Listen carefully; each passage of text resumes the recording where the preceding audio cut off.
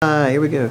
Okay, so let me open with the word of prayer and get this ugly box out of the way, and then we will get to our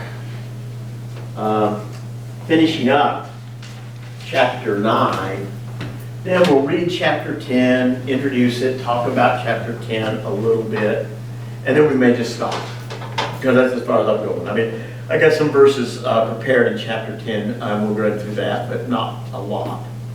So the stuff at home, work at home in the arm, has slowed me down on everything.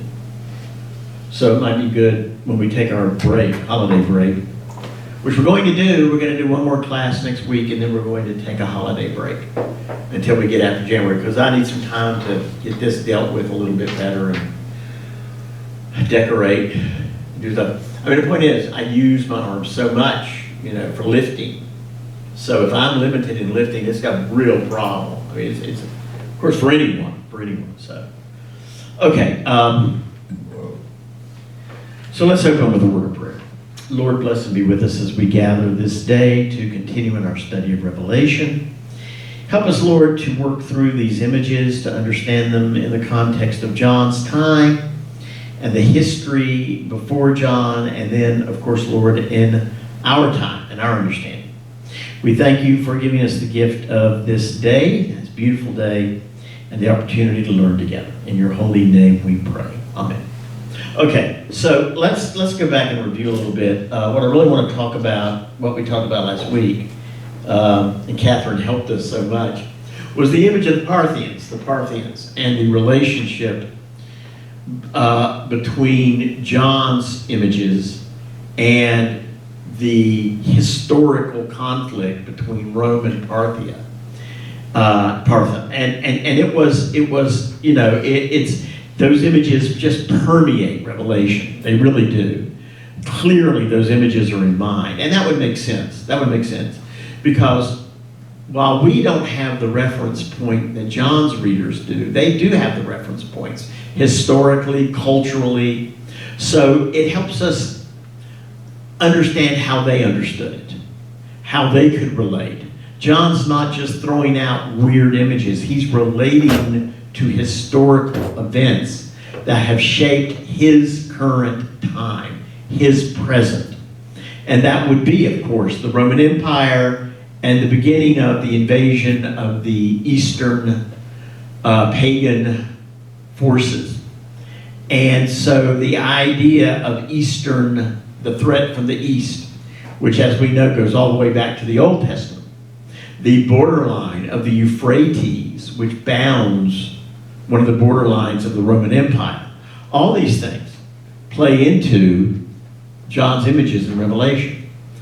In chapter 10, when we see the mighty angel come down from the cloud, is clearly a re-imaging of the Colossus from Rhodes. Clearly a re-imaging of that. We'll talk about that as we go through too. So these are reference images that not only, and that's what's great about John, not only does it capture Jewish apocalyptic, their writing of Jewish apocalyptic, but it also captures the real historical circumstances of John's time, so that they can understand through images the feeling that John's vision is communicating. So let's pick up where we kind of left off last week. We're going to talk about this Calvary is where Jesus was crucified. Cavalry of we start with the sixth trumpet, and we did the sixth trumpet last week, and then we looked here at this map. Did we look at this map? Did we get to this map? Okay, good. All right. So let's go back then to. Let me run back here on my notes so we can talk about this. Sorry.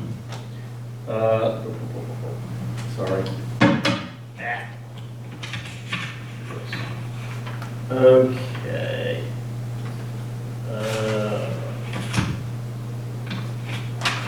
Sorry about that. Okay, let's just crank back up again with the sixth angel. Just read it real quick. if somebody would read verse 13. Then the sixth angel blew his trumpet, and I heard a voice from the four horns of the golden altar before God, saying to the sixth angel who had the trumpet, "Release the four angels who are bound at the great river Euphrates." That's 13 and 14, and that's fine because that's where we stopped last week. So we know, I mentioned last week that the voice cannot be the voice of God, but it was probably the priestly angel, the one who served at the altar of 835. And I showed this image last week and showed, it's kind of like shows all the seven angels blowing the trumpets, and you see the priestly altar right around the altar there. And then again, it could be just the voice of the horn, golden horn speaking. We looked at that slide last week again. There were four corners of the altar. The incense altar had golden horns. And the horns can speak. Anything can speak in Revelation. And then we see again the image of releasing the four angels bound at the great river Euphrates. And this is the only instance at which I mentioned at which one of the trumpet angels participates in the events that follow the blowing of the trumpet. All the other words, they just blow and everything happens. But in this case, the angel that blows the trumpet actually participates in what follows. And I mentioned that John was talking about a specific group of four angels, either the ones in Revelation 7:1 or another group of four that is known to John's readers. The reason being, when John uses, Greek, the Koine Greek, New Testament Greek, was very careful about using articles. And generally, they didn't use articles. But when it did use articles, it's with a noun. It was to specify something that the other reader would know. Instead of emperor, it would be the emperor. So you're talking about a specific emperor, and it would assume that people would know. So here, and I think the word is anarthos, I believe. But anyway, so here the four angels are clearly referring to a group of angels that are known, but we really don't. If we go back into the Old Testament, into the Jewish apocalyptic, we don't find one particular group of four angels. It's hard to find functioning in this way. No groups of four angels of punishment are found in Jewish apocalypse. As I mentioned, there are groups of four angels that have different functions, but not of punishment. So this is a very unique group, and probably this idea of four specific angels punishing was an image contemporary to John that people were familiar with. It could have come out of there were New Testament apocalyptic, as you know, or it could have come out of numerous sources. But the idea that, it was probably contemporary to John. Verse 15, then the four angels who were prepared for the hour and the day and the month and the year were released to kill a third of humanity. This is where we kind of left off last week. How the very specificity of hour, day, month, and year reinforces the idea of a predetermined event. God is unrolling, Jesus is unrolling history, unrolling the scroll. These things are meant to be. And we talked a little bit about how important is that? Well, first of all, it's important because it doesn't show that these are just happenstance things that are going on. Some, in pagan sources, in Roman mythological and Greek mythological sources, things can unroll by happenstance. Here, God is in control. God is in control. Furthermore, there's not a lot of predestination in Jewish apocalyptic either. There really isn't. Things happen. But they don't emphasize how predetermined these things are. In fact, a lot of times in Jewish apocalyptic, it's almost as if God is reacting to the sinfulness of humanity. God kind of gets angry and reacts, even to the extremes of ending, judging the world. But we don't see that kind of, think about it. In the New Testament world, what a contradiction it would have been for God to get so angry that God would do these things. Why is that? Why would that be a contradiction? in the New Testament. Because Jesus has already paid the price for it. Because Christ, not only because he paid the price and won the victory, but because God is presented as one of love. It's the Lamb. God is presented as a God who loves and not punishes. A God who, if God does punish, and we know this over and over, what's the purpose of it? In New Testament, apocalyptic. What's the purpose of God making these things unfold? Repentance. And that's why we come back to, again, a third died. Again, there's always a remnant. There's always a remnant, that dies. And not a full completion yet. It's coming, but not yet. And so these are the angels of punishment who lead a demonic army to punish the peoples of the world. And it's a huge army. Verse 16. Somebody read verse 16 again. The number of the troops of cavalry was twice 10,000 times 10,000. Millions and millions. 200 million. 200 million. So obviously 200 million here. A very specific number, not being symbolic. 200 million is not symbolic. It's just a unimaginable mass. And it's the recapturing the image of the locust that come. You can't count the locust. You can't count the locust. You cannot count this demonic army. And we also, when we talk about the angels of punishment, we referred back, if you look in your reference sheet, to double D on your reference sheet. Fine. That's fun here. Okay. Double D, Daniel 10. Somebody read Daniel 10, 13, 20 through 21. Is that what's written here? Double D, verse 15. Yeah. But the prince of the kingdom of Persia opposed me for 21 days. So Michael,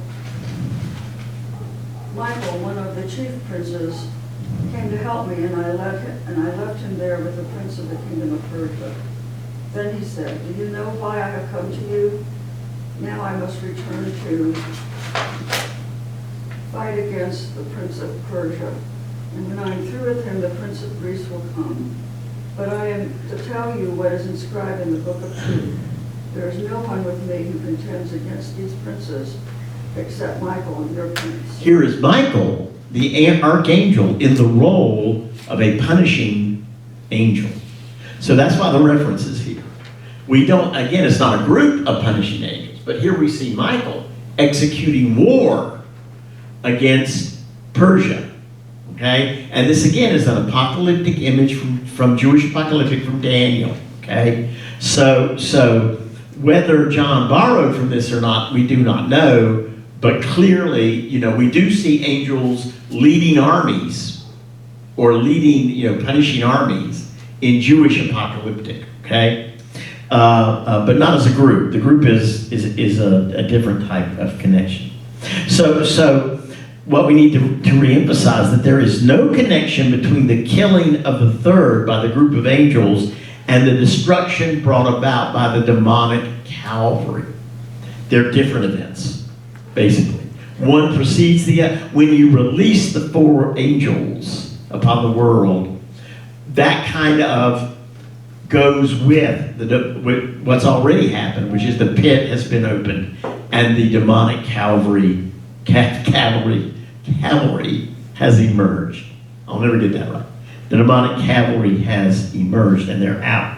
So it's very possible. Now let's look at our map here, 552.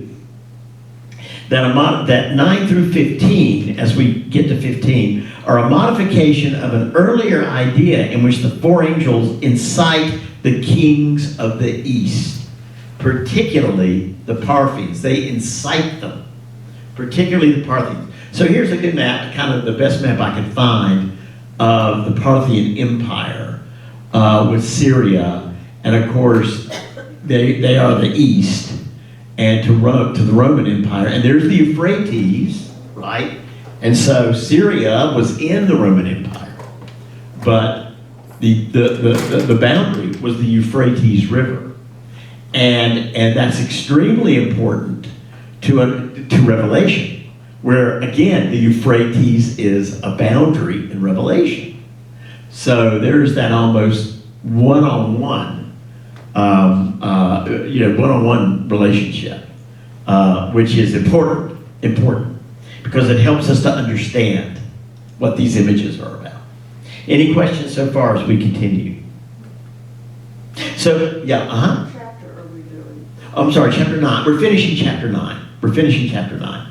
And when we're about to finish chapter 9, then we're going to roll over to chapter 10 and read it. And chapter 10 is a very short chapter. And it's an interlude chapter. It's an interlude chapter. If we look at the quote from 1 Enoch, and it's double E on your quote sheet. So where is Enoch? Enoch is not in the Bible. Yeah. Enoch is a New Testament apocalyptic work. New Testament. New Testament, in the name of Enoch. Oh. Yes, it's in the name of Enoch. But if you look up Enoch, it is an actual New Testament apocalyptic. Written late, by the way. So now when I say New Testament apocalyptic, there are first Enochs, and it's very confusing. There's a Jewish Enoch, and there's a Christian Enoch. And the Christian Enoch is like Enoch A, Enoch B. I mean, it's very confusing. They just named these. So somebody took the idea of the Jewish apocalyptic Enoch and renamed it Enoch for the New Testament. Enoch 1, Enoch 2. It's very, or first Enoch, second Enoch. But those are all New Testament apocalyptic. So let's read double E. Somebody read double E. And in those days the angels will gather together and will throw themselves toward the east upon the Parthians and Medes. They will stir up the kings, so that a disturbing spirit will come upon them, and they will drive them from their thrones. And they will come out like lions from their lairs, and like hungry wolves in the middle of their flocks. And they will go up and trample upon the land of chosen ones, my chosen ones. And the land of my chosen ones will become before them a trampling ground and a beaten track. Now remember how we said that for first century Christians and Palestinian Jews, the Parthians were seen as the hand of God, coming to free them from the Roman Empire. Here's a perfect example of that right there. That Rome was terrified of the Parthians. But in the case of the Jewish and Christian apocalyptic, the Parthians are seen as liberators. Any of the invaders are seen as liberators, which makes sense. If you think about it, it makes sense. So all they wanted was the fall of Rome. Rome was so hated and despised. They just wanted the fall of Rome. And that was both Jewish and Christian believers. Although Paul, oddly enough, never subscribed to that idea. Paul wanted the Christian church to integrate with the Roman Empire. He wanted the Christian church to integrate with the Roman Empire. That's why he was always very cautious about rebellious language. And he kind of put that idea down. And he talked about, and of course that lends itself to a lot of contemporary abuse, but he talked about submitting to the authorities. And the authority he's talking about submitting to in his time was who? The emperor. Which one? In Paul's time.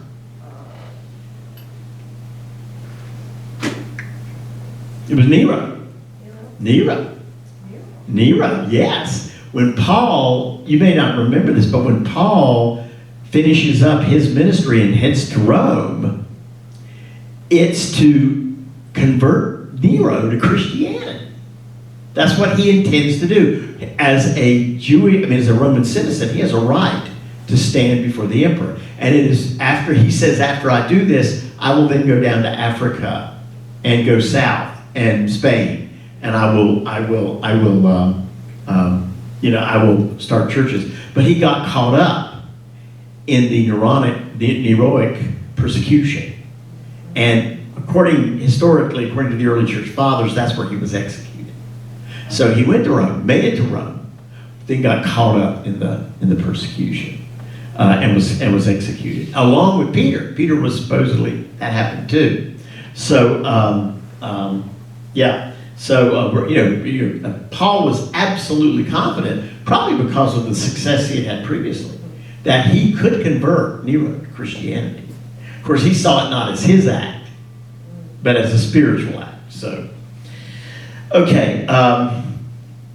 So it's very possible that the idea of the four angels was the Parthians. We talked about that a little bit. We looked at Enoch, which clearly reflects the Parthians as a means of God's revenge. Now, Enoch here is not used necessarily in an apocalyptic context, but that idea is definitely there.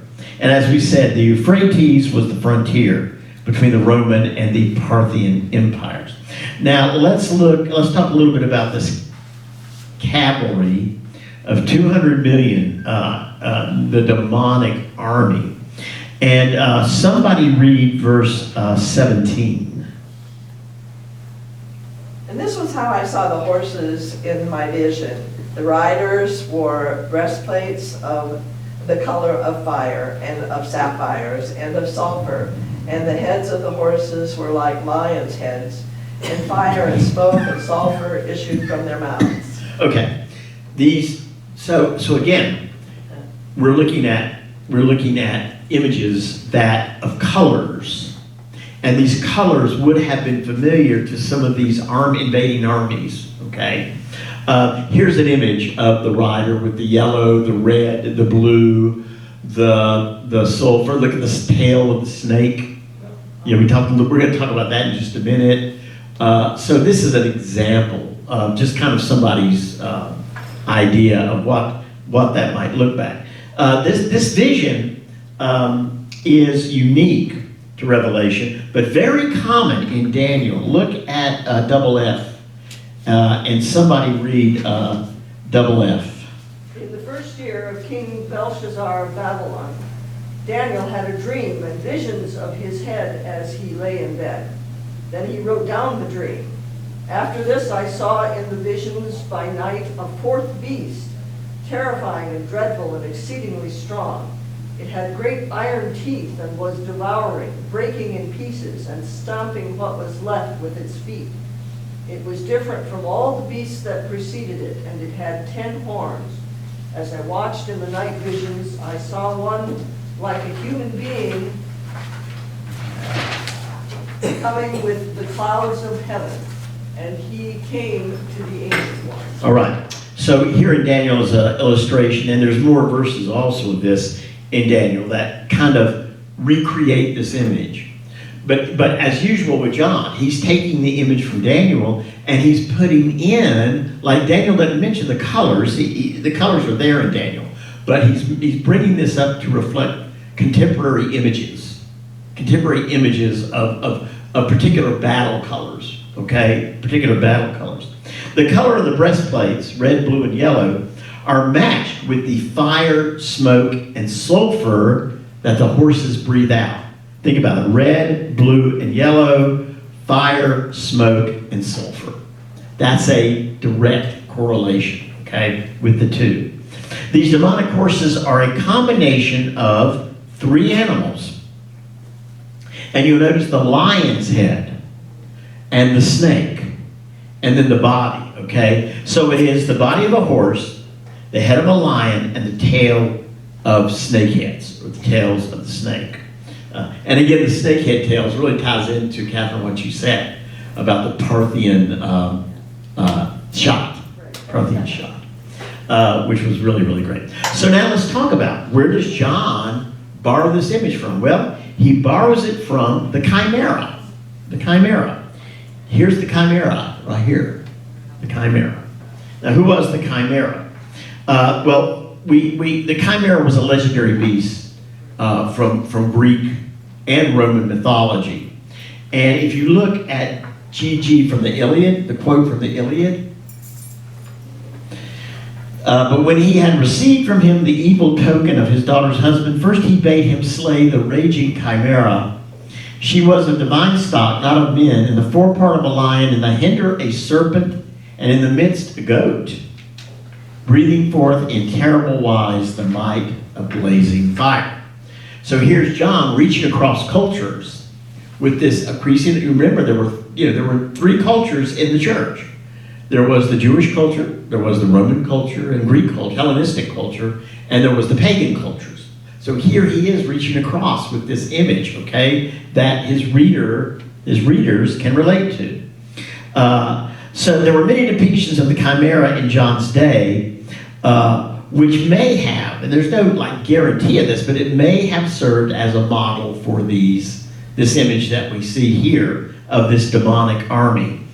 It's certainly they could have related it to the chimera, the story of the chimera.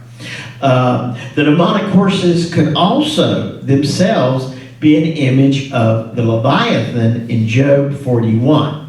Read H.H. Read H.H. somebody. From its mouth go flaming torches, sparks of fire leap out. Out of its nostrils comes smoke, as from a boiling pot and burning rushes. Its breath kindles coals, and a flame comes out of its mouth. Oddly enough, I mean, in Jewish apocalyptic, there are no fire-breathing creatures. This comes as close. And here's an image from what's called it's clearly a woodcutting. I don't know if that's Albrecht or that's Doré, Gustav Doré, which I couldn't put an accent mark on that show. The destruction of Leviathan, which is a great, great image here. That's a Revelation image, by the way. We hadn't gotten there yet. We're going to. But it's the destruction of Leviathan. I got this wonderful. It's on Kindle. And I also have the book at home of these Doré illustrations. And I'll tell you a funny story. When I was in my younger pastoral years and doing sometimes very smart things, sometimes very dumb things, I decided to put these Doré images on the cover of our bulletins. Every week a different Doré image. Well, some of them are pretty weird. And so people are going, what are you doing with this? And so finally I went, well, maybe this, and we did like a year or so, maybe this isn't working out. So, but I loved it, I thought it was cool. So that was really cool. I don't think the church thought it was very cool. So we've got the chimera, and then we've got this image of the Leviathan. And as I said, fire-breathing monsters were rare in the Israel Jewish tradition, but very common, as we know, in Greco-Roman mythology. And of course, we still have the fire-breathing dragon as an image of our culture that we see. We just watched the Game of Thrones. And what a great depiction that was. An incredible depiction of fire-breathing dragons. I mean, just really, CGI, really well done. Really well done. So if you want to see what they imagined in a fire-breathing dragon, watch that. It was really, really good. And I mean, if you got in front of that dragon, it was not a pleasant death from the way they depicted it.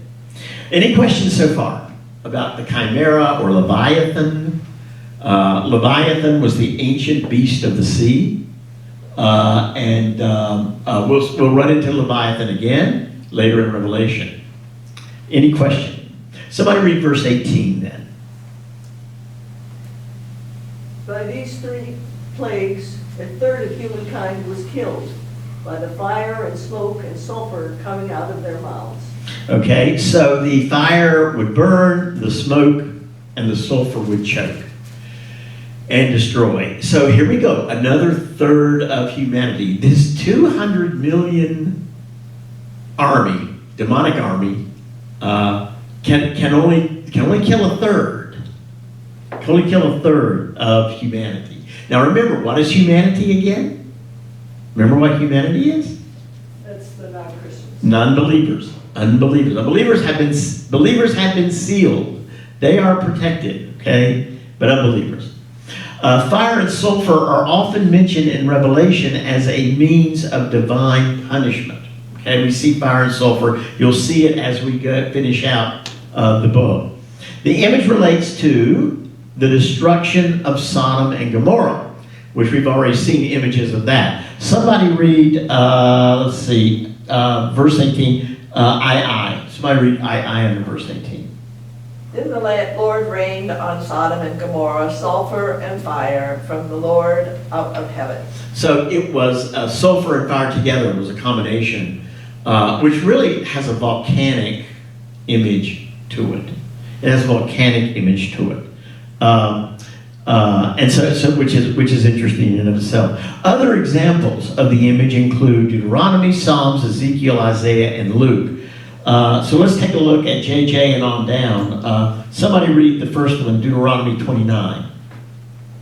All its soil burned out by sulfur and salt, nothing planted, nothing sprouting, unable to support any vegetation, like the destruction of Sodom and Gomorrah. Admah and Zeboim, if you wanted to know what that was. Thank you. Which the Lord destroyed in his fierce anger. Admah and Zeboim was another name for Sodom and Gomorrah. Oh. Yeah. So, fire, the difference between, just the fire, what happens after the fire goes away? Things regrow, but the sulfur destroys so it can't grow again. The sulfur is ultimately destructive. Psalm 116, on the wicked he will rain coals of fire and sulfur, a scorching wind shall be the portion of their cup. Ezekiel, with pestilence and bloodshed I will enter into judgment with him, and I will pour down torrential rains and hailstones, fire and sulfur upon him and his troops and the many peoples that are with him. Isaiah 30:33. For his burning place has long been prepared. Truly it is made ready for the king, its pyre made deep and wide, with food and wood in abundance. The breath of the Lord, like a stream of sulfur, kindles it. And finally, the New Testament image of that, Luke 17.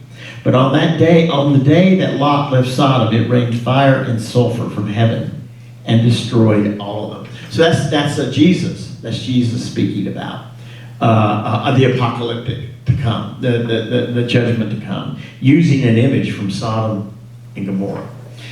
So it was a very common image in biblical or in Jewish writing and in the LXX, the Septuagint, which was the Greek Old Testament as well. Okay, so any questions like that about verse 18? Verse 19, somebody read. For the power of the horses is in their mouths and in their tails. Their tails are like serpents having tents, and with them they inflict harm. And until I heard about the Parthian shot, I would have added this to what I wrote. Emphasizes the lethal character of the horse's tails, and the chimera was thought to have a snake's body and head for a tail. So it's certainly the image of the chimera, but I think it adds to the image of certainly the Parthians. It certainly comes directly from that as well. But it's just the lethal character of these animals. They can destroy you front or back. This army can destroy you front or back. And so I read verse 20. The rest of mankind who were not killed by these plagues did not repent of the works of their hands, nor give up worshiping demons and idols of gold and silver and bronze and stone and wood, which cannot either see or hear or walk. And that ends the chapter, doesn't it? No. Okay, read the next verse. Read your next verse. So, Yeah. nor did they repent of their murders, Very good. or their sorceries, or their immorality, Yeah. or their thefts. Nowhere in the seven trumpets is there a mention of the purpose of the seven trumpets except for here. And here it is. And here's what happens. They don't repent. I mean, there's no indication that any of these individuals change their ways and repent, which seems odd. But remember, we are collapsing these events into one thing, but John is looking through a longer lens historically, okay? There has been, with all that has happened in Rome from these invasions, with other things that have happened, with Vesuvius, there has been no genuine repentance or turning toward Christ. The church is out there. It's doing its work. But the unbelievers are still there, you know. So for John, in the contemporary sense, there's been no repentance, okay? And John, in looking to the future, expects that there will always be people who will be unrepentant. Unrepentant.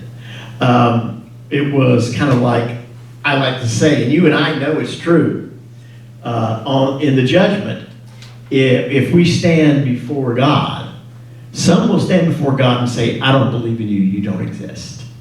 They will do that, absolutely. Given the freedom of human, you know, the striving, I mean, that's why the image of Satan appears as a fallen angel, you know, and that's why Milton captured that so well, and Satan said, better to rule in hell than serve in heaven, right? Better to rule in hell than serve in heaven. Let's finish up here real quick. Sorry, I'll get my page. Verses 20 through 21 create a vice catalog. And Paul describes how demons are worshipped in 1 Corinthians 10. Do I have that 1 Corinthians passage? Actually, I don't. Which I don't know why I'm missing that exactly, but that's okay. In 1 Corinthians 10, the Old Testament, I express the idea that pagan gods are, now this is important, pagan gods are demons in the Old Testament. This is going to be really important to our understanding, this 20 and 21.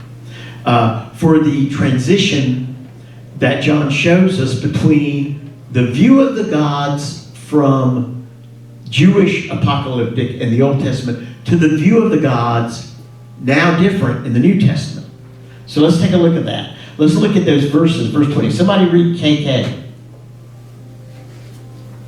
They sacrificed to demons, not God, to deities they had never known, to new ones recently arrived, whom your ancestors have not feared. So there's that image of the idea that the pagan gods in Old Testament were always depicted as demons, demonic. Okay, and that's kind of important. The idea of pagan gods as demons continued into the first centuries of the church. However, for the Greeks, the word demon, which is daimon in Greek, simply meant a minor deity. A minor deity. So this is really important, because remember that in the church that was influenced by Hellenism in the first century, and there were pagan and Greeks that had to worship these gods, right? So Jewish and Christian denunciations of idolatry, of 10 listed materials, which is incompatible with the pagan belief that they live. So here's examples of this idea. Somebody read Habakkuk 2, 18 through 19. What use is an idol once its maker has shaped it, a cast image, a teacher of lies? For its maker trusts in what has been made, though the product is only an idol that cannot speak. Alas, for you who say to the wood, wake up, and to silent stone, rouse yourself. Can it teach? See, it is plated with gold and silver, and there is no breath in it at all. Somebody read Psalm 115. Their idols are silver and gold, the work of human hands. They have mouths but do not speak, eyes but do not see. They have ears but do not hear, noses but do not smell. In Acts 17. Somebody read that. Since we are God's offspring, we ought not to think that the deity is like gold or silver or stone, an image formed by the art and imagination of mortals. So here in John is a reappropriation of that idea. And John's very clear in diffusing the idea of worshiping idols, although idols were worshiped. You know, idols were big business in John's time. Very big business. And the church, a lot of the persecutions that came down locally, there were local persecutions, not just necessarily Roman persecutions. And these local persecutions usually were because Christians were teaching not to join in to the not the cult, but what am I thinking of? The guilds that sold idols. Each guild had its own little god, and they would sell it. It was a big money-making thing. It was a huge money-making thing for them in these cities. So obviously, when they denounced, particularly we remember Ephesus, which was the Artemis. Artemis was the god, and they sold the silver images of Artemis. Well, Christianity came along, Paul came along, and said, and caused a riot, because I guess the economy wasn't really good in Ephesus at the time, and caused a riot that almost got him killed in Ephesus through his declaration. So in Revelation, the denunciation of pagan idolatry, oddly enough, occurs only here, and then in Revelation 22. And that's interesting in and of itself. There's not more of that. Where in Old Testament apocalyptic, every other verse is a condemnation of pagan idolatry. But the pagans, the little gods are demons in Old Testament apocalyptic. In the Hellenistic influence of the first century church, they're minor deities who you should not bother to worship because they don't exist. They don't exist, okay? Artemis, you can name Zeus, all of them, they were considered, the Christians considered them more, they weren't called demonic. They were simply called ridiculous or not real, okay? Images, so they use a lot of, the idea of imagery. The denunciation of idolatry fits in with John's view of what we call Christian universalism. The idea that all people eventually will abandon their traditional forms of worship and turn to God. That's a New Testament concept. Look at under Romans 1, 18 through 23. I'll read that because it's a long passage. For the wrath of God is revealed from heaven against all ungodliness and wickedness of those who by their wickedness suppress the truth. For what can be known about God is plain to them because God has shown it to them. Ever since the creation of the world, his eternal power and divine nature, invisible though they are, have been understood and seen through the things he has made. So they are without excuse. For though they knew God, they did not honor him as God or give thanks to him. But they became futile in their thinking, and their senseless minds were darkened. Claiming to be wise, they became fools, and they exchanged the glory of the immortal God for images resembling a mortal human being, or birds, or four-footed animals, or reptiles. I mean, if you think, even as in John's day, in John's time, that late in human culture, the only way divinity was understood was through images. Images, such as, the images, and through idols, right? So here comes Judaism, and now Christianity being extended, which extends itself, takes it further with Jesus as God incarnate, and says God is a concept. You can't see God, you can't draw God, you can't make God into an idol or a statue. God is an idea. God is, the only way to know God is to see the work that God has done. You see, what would we call it? The effect of God, but you don't see God, the Godhead itself. Okay. And that was a struggle for Judaism as well. That's why Judaism kept falling into idolatry, because they too were people of their cultural time and had a difficult time understanding, not having a God that they can't see or that they can't create with their hands or worship as an image, right? They struggled with that. And then the genius of Christianity is it brings Christ in as a human being, not as an idol, but as a human being, and says this is God incarnate. This is who God looks like to us. Okay, it looks like to us. But Jesus would not. Jesus would always point to the Father as the origin of who he is, And it's at least for Protestants, for Reformed Christians. I think it's true for I mean, the question is, does Christianity worship images of Christ? What do you think? What do you think, Doug? You're saying yes. Talk a little. Well, I think the church has struggled with that. It has struggled with it. Yes. Yes. You see churches, ancient churches, where statues have been smashed by Christians because they thought they were blasphemous. Yes. Yeah.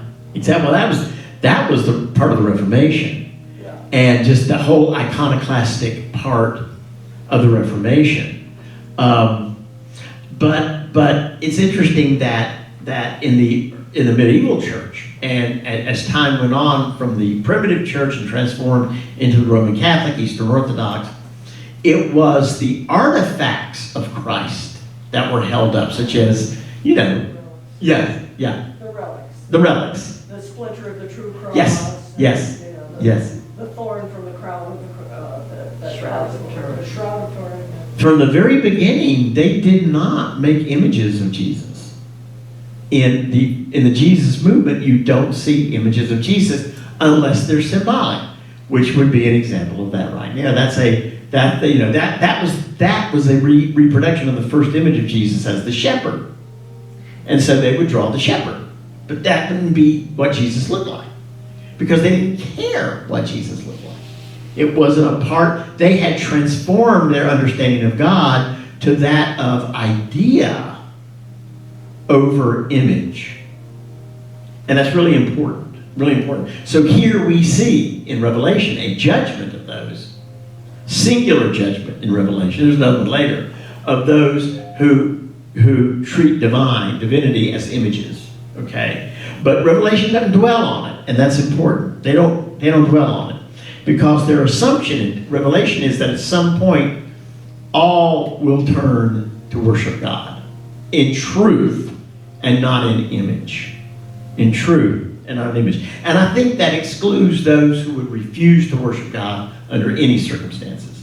But in other words, the true God will be worshipped. For those who wish to worship, they will worship God in truth and not in any way that they have done previously. You'll see that unfold later in Revelation as we see, as we see heaven, as the vision opens up to seeing heaven. All right. It's a kind of tough idea, but it is there. The prophets criticized idolatry in relation to the Jewish community in exile. I have just a couple of verses on that I'll read. They're long. We don't need to really go into them. But a lot of the, obviously, if you were in exile, if you were a Jewish group in exile over many years, you would begin to become accustomed to what the culture you were in. And so idol worship was the standard. And they began to adopt some of that idol imagery to Yahweh, which was denounced strongly, obviously, by Isaiah and the other exilic prophets. So anyway, all right. So let's go down to finally to verse 21. They did not repent. Murder, immorality, and theft relate directly to the 5th, 6th, and 7th commandments. They did not repent of their murders, nor of their sorcery, nor of their immorality. So we see a repeat of the 5th, 6th, and 7th commandments here. The same 3 vices are mentioned in Romans 13:9, and this is the last reference verse in chapter 9. The commandments: you shall not commit adultery, you shall not commit murder, you shall not steal, you shall not covet, and any other commandment are summed up by this word: love your neighbor as yourself. So why the emphasis on the 3? I'm not sure. It is there, and probably it's just a pickup from Romans or from some of the New Testament, writings, or what we would call the canonical writings. The practice of magic in John's day included both sorcery. We're going to talk a little bit about sorcery. Now, these are actual tokens from that time, the 1st century, and these are sorcery tokens. Okay. That were dug out of Vesuvius. These came from Vesuvius, okay? And you got the little skull there. This was associated with sorcery, okay?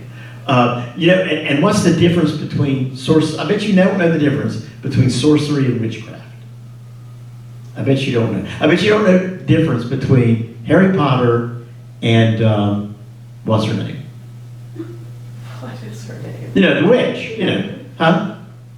What's her name? No, I didn't say that. The Harry Potter. What's, his the love interest, whatever you want to call it. Hermione? Hermione. She's not a love interest, but Yeah. Hermione's a witch. Harry Potter is a wizard. There's a difference. Okay, this is interesting. Here's the difference. Sorcery manipulates magical practices and substances. Witchcraft, which is an inborn quality, involves mental and physical skills to obtain their objects. So sorcery manipulates material. We think about alchemy, the idea of alchemy, right? Whereas witchcraft is an inner power, okay? An inner power that as I said, emphasizes physical skills and mental skills to obtain certain objectives. There's white magic and black magic. There's a different kind of magic. So that's the difference. In fact, I have an image here as we conclude. This is from, I don't know if this is Vesuvius, but it's witches. These are witches. Here they are. And they look typically like sitting around a table, but as you can see, they are rather mean looking. Witchcraft. So the sorcery that is condemned in very strong terms is a part of that three, that the immorality, sorcery, and stealing, all those things that were part of that condemnation. But they were magic, witchcraft were extremely strong in the first century. And Christianity was constantly not only competing against them, but pushing that away from entering into the church. And we see that in the story of Simon Magus in the book of Acts, who is a magician and wants the power that Jesus has so that he can do magic. And Jesus was viewed by outside of the church in the first century as a magician. In fact, scholars believe that he was first known as a magician before the church started going abroad to proclaim the word, the gospel. Because Jesus' reputation, as they say, his reputation preceded him. The name Jesus of Nazareth, or Yeshua, was known throughout the Roman Empire, but only as initially believed to be understood as a magician or a faith healer, which is why we read in the New Testament that the disciples or the apostles would come into an area who knew who Jesus was, and he would say, now I'm going to tell you the truth of who he is, or who he was, or who he is. So you see that in the New Testament. So we think Jesus was initially perceived as a magician. And that was his reputation as someone who could do magic, right? And Simon Magus may have been one who had known of Jesus as a magician before he encountered the apostles, and so forth and so on. Okay, any questions about that? All right, so we end chapter 9. We're right at the top of the hour. What I do want to do before we leave today, I would like us to at least, I'm going to hand this out, to read, I'll leave the reference verses here, but I thought I would have us read chapter 10. And I have chapter 10, both in form of a narrative reading and an outline. So let me hand this to you. Okay. Cut myself off. All right. Here we go. Go. Okay. And I thought I'd just very quickly run through the reading of it, and then we will look at the outline, and then we're done. We're done for the day. And we'll come back next week and do, I don't know if we can do all of 10 in one lesson. Maybe we can, maybe we can't. But we'll try. But that's all. We're not worried about it. We're in no hurry. We'll get there. Okay. Would anybody like to start reading The Angel and the Little Scroll, and I'll give you a break. And I saw another mighty angel coming down from heaven, wrapped in a cloud, with a rainbow over his head. His face was like the sun, and his legs like pillars of fire. He held a little scroll opened in his hand. Setting his right foot on the sea and his left foot on the land, he gave a great shout like a lion roaring. And when he shouted, the 7 thunders sounded. And when the 7 thunders had sounded, I was about to write, but I heard a voice from heaven saying, seal up what the 7 thunders have said, and do not write it down. Then the angel whom I saw standing on the sea and the land raised his right hand to heaven and swore by him who lives forever and ever, who created heaven and what is in it, the earth and what is in it, and the sea and what is in it, there will be no more delay. But in the days when the 7th angel is to blow his trumpet, the mystery of God will be fulfilled, as he announced to his servants, the prophets. Somebody pick up verse 8. Then the voice that I had heard from heaven spoke to me again, saying, go take the scroll that is open in the hand of the angel who is standing on the sea and on the land. So I went to the angel and told him to give me the little scroll, and he said to me, take it and eat. It will be bitter to your stomach, but sweet as honey in your mouth. So I took the little scroll from the hand of the angel and ate it. It was sweet as honey in my mouth, but when I had eaten it, my stomach was made bitter. Then they said to me, you must prophesy again about many peoples and nations and languages and kings. Very good. That's the end of that chapter. Very short, 11 verses. All there is to it. And clearly it does not progress John's vision into the 7th trumpet. When I say it doesn't progress, in other words, this is a stop. It's an interlude. This is an interlude. And the question we're going to work on as we study chapter 10 is, why the interlude? I'm not going to go through the outlines there on the back of these pages. You'll see how it's laid out, how descriptively these images are laid out. But it's kind of good sometimes to outline it because you can see how it was John put it together. In what sections John put it together.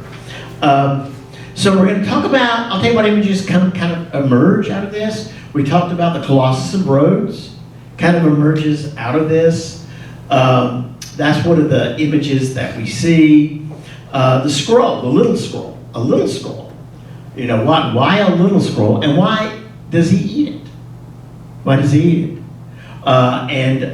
So we'll talk about that a little bit. And then this ending, you must prophesy again about many peoples, nations, languages, and kings. Once again, we are seeing non-believers. These are non-believers who are going to be affected by the judgments to come. So that's where we'll stop now. Good enough. We'll pick up next week. So thank you so much, and we'll see you next week, okay? Thank you. So next week is the last meeting before the holidays. Well, that's up to you guys, but I was thinking that might be what you want to do. That sounds good. Yeah, I think that works. I mean, like I said, you kind of got to take a break from Revelation. I mean, really, the images are kind of heavy, and we're getting now into really that part, which is the hardest to interpret. It kind of gets harder because we now understand the themes of Revelation, what's going on in any of these images. So some of it's just unwrapping what we already know, Some of it is quite repetitive as well.